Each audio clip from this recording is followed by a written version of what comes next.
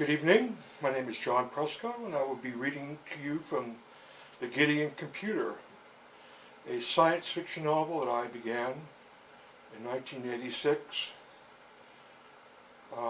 This is going to be a record, a time capsule that I will put on the internet. Hopefully my grandson, my beloved grandson, Tyler Hunt, will find it and know that his father was not, or his grandfather, was, even though he wasn't a drinking man for the last 27 years, he did have his moments. And the Gideon Computer came about at the end of my drinking and led me into sobriety. And without it, I wouldn't be here. I would never have met, well, I would have never met my grandson, period. My daughter, Heather Hanson, has bonded with a raging, angry, dirt track car racer guy, you know, who thinks he's NASCAR, but he's not. He drives foil race cars around in Santa Rosa, California. And he brought a bar into the house. He actually owned a bar, and he set it up, and he drinks with his friends, and he thinks he's very good at it. He happened to meet one of the best drinkers probably in the Bay Area, but had 25 years of sobriety. So let's just begin with one of the stories.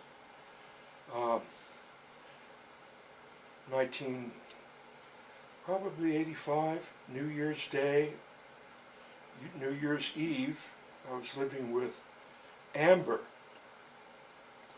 And she never gave me her original name. But she earned some money somehow to put herself through California Arts and Crafts in Oakland. And she wanted to be an artist, and she was studying poetry. She was in Michael McClure's class, and she had me sit in to actually meet Michael McClure, who could not take his eyes off her. Amber was a beautiful young woman, and she was risque. She was left bank all the way, you know. Probably also West MacArthur Boulevard, but that's another guess at reality on my part. So anyway, so we're at the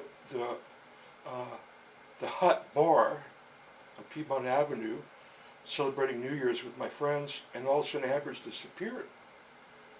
And so is Paul Drake. And he was basically, I think, my best friend at that time. And he would later star as the bad guy in Clint Eastwood's movie Sudden Impact.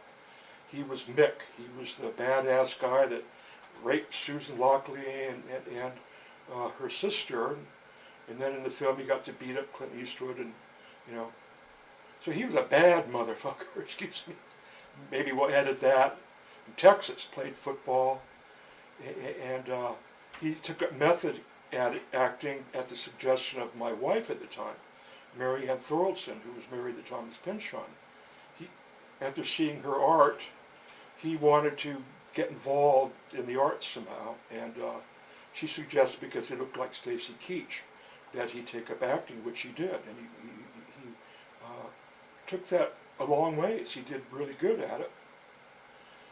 So anyway, the bar closes, and I have this feeling that Paul and Amber are together. You know, so I head home because I'm living with Amber. And I go around the side of the house, and there's a candle burning up in the window.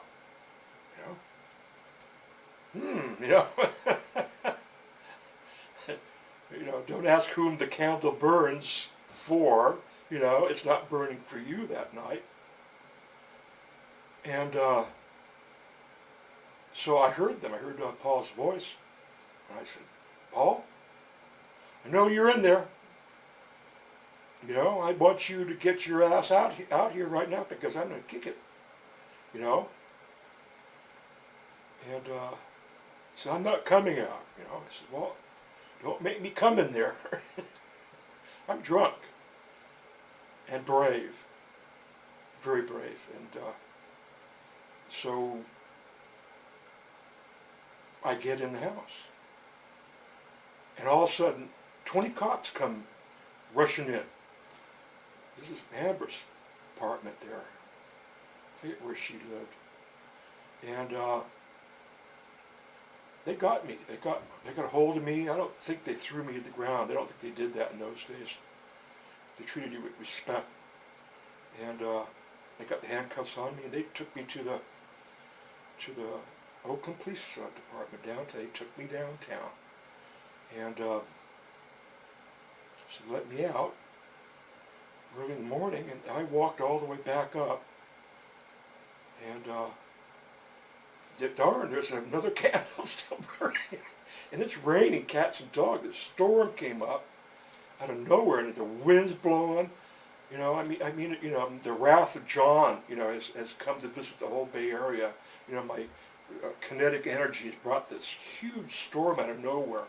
You know, New Year's Eve, and it's, you know, I go up into the back there on the side of the house, and this big 5-foot diameter redwood tree had got knocked over, and it was leaning up against the apartment building, right there where the window is. And I said, holy shit, you know, did I do that? Did my anger and my drunken rage bring this tree down? You know, so I said, I better leave this alone. I better leave them alone. I gotta go get a drink, you know. I gotta mull this over and think about this tree and my betrayal and my best friend, and you know, and the windstorm. So I head back down to Oakland. It's a couple-mile walk. And it's about 5:45 a.m. And I'm just soaked, absolutely soaked, freaked out. I need a drink bad. And all of a sudden I hear this voice. She says, don't you think you ought to come out of that rain and get dry? And I look over and there's this little woman about 5'1", maybe 5 feet. And that's Little May. Little May is a Modoc Indian. And she's telling me that I'm some kind of fool. I go, yeah, you're right. And she says there's a bar that's going to open up around the corner in 10 minutes. So we waited for that bar to open, and we went in, and it was the Golden West Bar.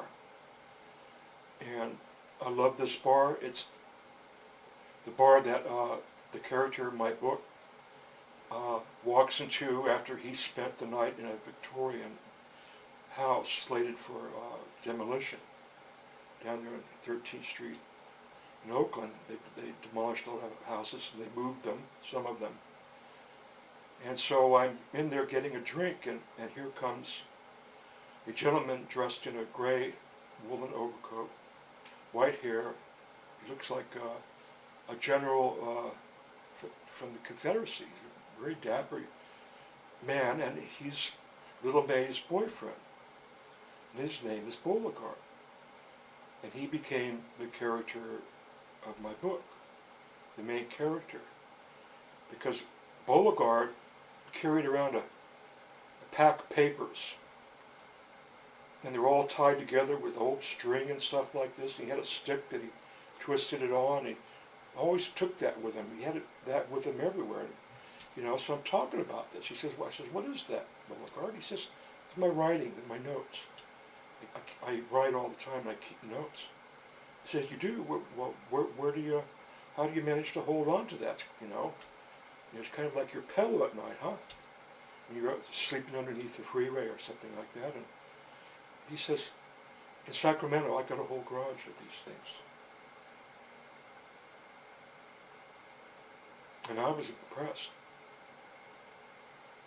I mean, I was really impressed. Here's a homeless man who's telling me that he's got a garage full of his meanderings, his thoughts, his ideas, the record of his life.